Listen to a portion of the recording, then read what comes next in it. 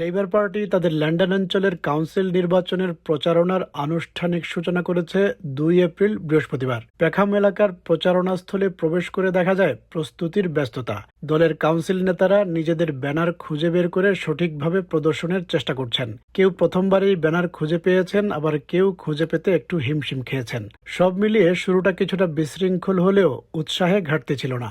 বর্তমানে লন্ডনের 32টি কাউন্সিলের মধ্যে 21টির নিয়ন্ত্রণে আছে লেবার পার্টি, যা রাজধানী লন্ডনে এই দলের শক্তিশালী অবস্থান নির্দেশ করে। তবে এই আধিপত্য এখন চ্যালেঞ্জের মুখে। আসন্ন মে মাসের স্থানীয় নির্বাচনকে সামনে রেখে প্রতিদ্বন্দ্বিতা তীব্র হয়ে উঠছে। We've already seen what that looks like with the reform-run councils elsewhere in the country, broken promises, political infighting, residents let down.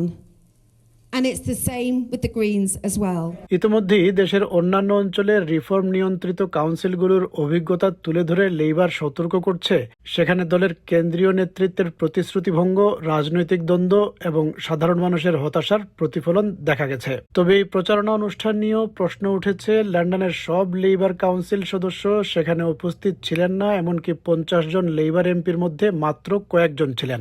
সবচেয়ে বড় অনুপস্থিতি ছিল প্রধানমন্ত্রীর, যিনি লেবার পার্টির সবচেয়ে পরিচিত মুখ। এ নিয়ে প্রশ্ন উঠলে বলা হয় তিনি এই মুহূর্তে ইরান সংকট নিয়ে ব্যস্ত রয়েছেন।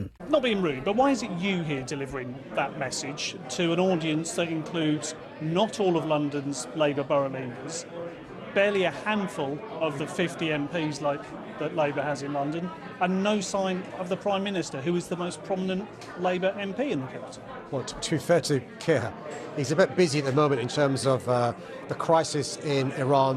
My experience tells me that whenever there's a Labour government, Labour doesn't do so well in council elections. That worries me, because the fewer Labour councils there are, the fewer council homes we're going to build. The fewer Labour councils there are, the less investment in our youth clubs and youth services. The fewer councils there are that are Labour, less investment in our high streets. অভিজ্ঞ পর্যবেক্ষকদের মতে, যখন labour party জাতীয় পর্যায়ে ক্ষমতায় থাকে তখন তারা সাধারণত স্থানীয় কাউন্সিল নির্বাচনে তেমন ভালো ফল করতে পারে না। এই বাস্তবতা দলটির জন্য উদ্বেগের কারণ।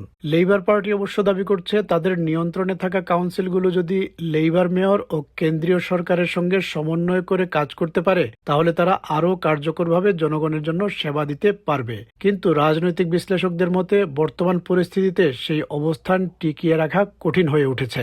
জনমত জরিপ এবং ভোটার বিভাজন এমন পর্যায়ে পৌঁছেছে যে নির্বাচনের ফলাফল আগাম অনুমান করা প্রায় অসম্ভব।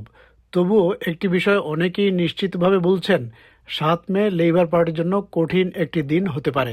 These are likely to be the most consequential local elections in London for at least 2 decades, but potentially forever in the history of the 32 boroughs. The way the polls are at the moment and the fragmenting of the vote, it's going to be very difficult to predict outcomes, but one thing is for sure is that the Labour Party are looking like they're going to have a very bad night on the 7th of May. London লেবারের campaign launching অনুষ্ঠানে আরেকটি বিষয় নজরে আসে। Labour পার্টির অনেক লিফলেটে প্রধানমন্ত্রীর ছবি বা নাম অনুপস্থিত। এ নিয়ে প্রশ্ন উঠলেও দলের পক্ষ থেকে বলা হয়, লিফলেটে কি থাকবে তা প্রার্থীদের নিজস্ব সিদ্ধান্ত। You'll have seen a load of these leaflets. These are Labour leaflets. We've collected a load of them in our office. There is one man missing, as he is today, from the leaflets, and that is the Prime Minister. You did make it onto the back of that one. Look, you know, what people put on their leaflets is up to them. I'm really proud of the job the Prime Minister is doing. He is somebody who in the last few weeks has shown incredibly important national and international leadership in his initial decision not to join the conflict in Iran, which I think has been absolutely vindicated by events. Campaign launching অনুষ্ঠানে labour সমর্থকদের উচ্ছ্বাস স্পষ্ট ছিল। তবে সামনে বড় challenge, আগামী 34 দিনের মধ্যে এই সমর্থনকে আরও বিস্তৃত করে ভোটে রূপান্তর করা। এই নির্বাচনই নির্ধারণ করবে লন্ডনে লেবারের শক্ত অবস্থান টিকে থাকবে নাকি নতুন রাজনৈতিক পরিবর্তনের সূচনা হবে।